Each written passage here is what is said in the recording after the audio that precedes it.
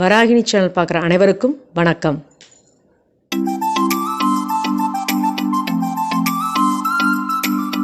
நான் சங்குப்பூவில் லட்டு செய்ய போகிறோம்.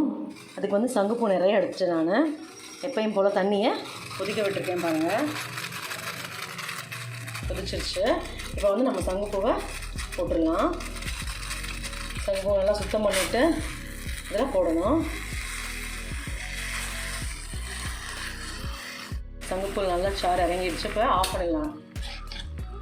அடுப்பு ஆஃப் பண்ணிட்டேன். இது ஒரு 5 நிமிஷம் அப்படியே நல்லா ஊறட்டும். அப்போ தான் நம்ம லட்டு சூப்பராக இருக்கும்.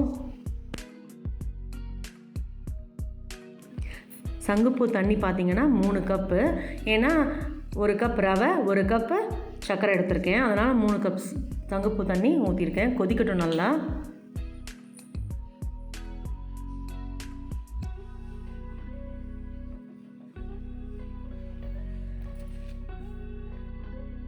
பாருங்கள், தண்ணி நல்லா கொதிச்சிருச்சு.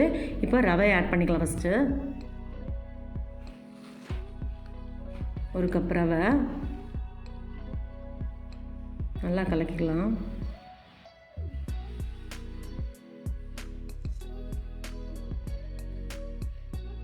பாருங்கள், சூப்பராக கலங்கிடுச்சு. எவ்வளோ கலர்ஃபுல்லாக இருக்குது பாருங்கள். சூப்பராக ப்ளூவாக ஜம்முன்னு இருக்குது.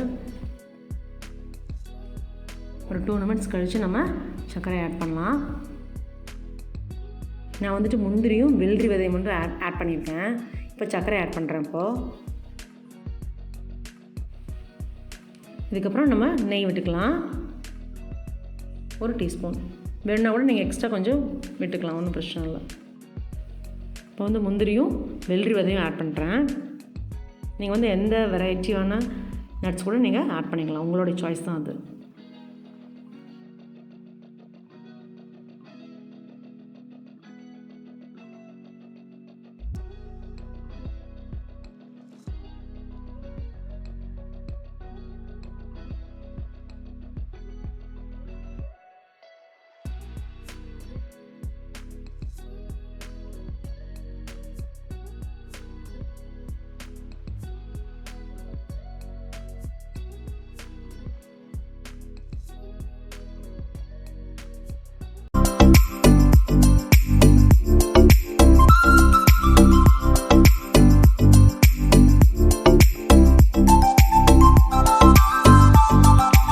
லட்டு சூப்பராக ரெடி ஆகிடுச்சு. கலர்ஃபுல்லாக இருக்குது.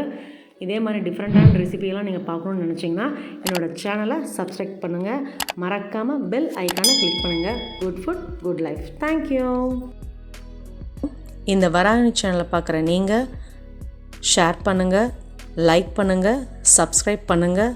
மறக்காமல் பெல் ஐக்கானை கிளிக் பண்ணிவிடுங்க. இந்த ப்ரோக்ராமை இன்ஸ்டாகிராம்லேயும் டெலகிராம்லேயும் ஃபாலோ பண்ணுங்கள். தேங்க்யூ.